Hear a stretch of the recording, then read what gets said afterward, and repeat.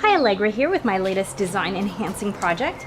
I am taking this relatively straightforward canvas and leather bag, and as you can see, I've been adding a layer of paint to it. It gives it this cool sheen that I think makes it a lot more interesting and also serves to waterproof and protect the canvas.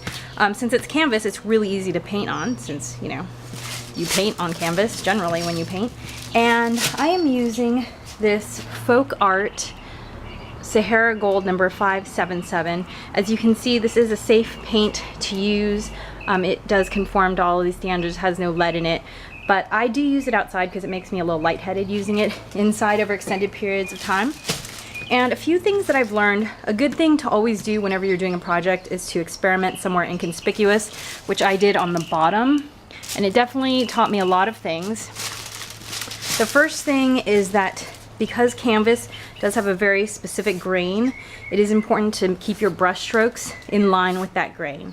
Another thing is I'm doing each area all at once. So like any area that lies in between the leather, I do it all at once because it's a lot easier to even out your brush strokes if you contain it to a certain area. So I've been using two brushes in this endeavor, a 2-inch natural hair brush, and then this, I don't know, maybe it's a half-inch brush. And the half-inch helps me get into the corners really easily, and then I use the natural bristle 2-inch to kind of spread it out. And then I've also been using a dry rag also to help even out the texture and tone. And it's been giving me a really, really great effect. I've been really happy with it. And it's nice because the Sahara Gold color has a little bit of green and brown in it, so it goes really nicely over this color canvas, which is just kind of a brownish olive khaki color. In person, it probably is hard to tell on film as usual. So I just take a little bit, I put the paint into a glass container like this, and I start with the edges, and I try and go as quick as possible because as it dries, you have less options of evening out the brush strokes. And so you want to work quickly. And so I kind of do one little section at a time within each of the larger sections. And you just go around doing the edge. Again, as much as possible to follow the grain, which is diagonal here.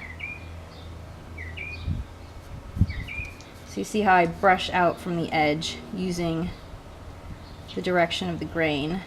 Of course, to get into those tight corners, you sometimes have to go against the grain.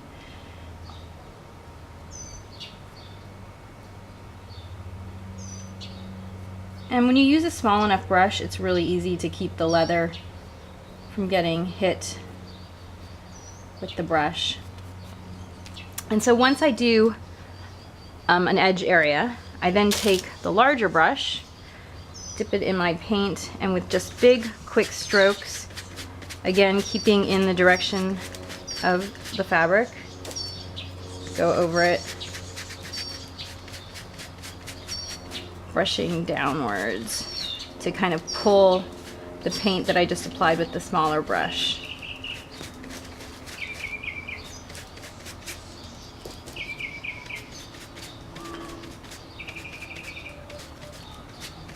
And then, once I'm done with those two steps, I take the dry rag and I just, again, in the direction of the fabric, this just helps even out the amount of paint that goes on so that it gives you a nice, even, as uniform as possible layer. And see, if you let the edges dry and then do the body, you get a little bit of unevenness where the edges meet because they're not blended as well as if you blend it when the paint's all still wet. See, so really easy process, and it's coming out really great.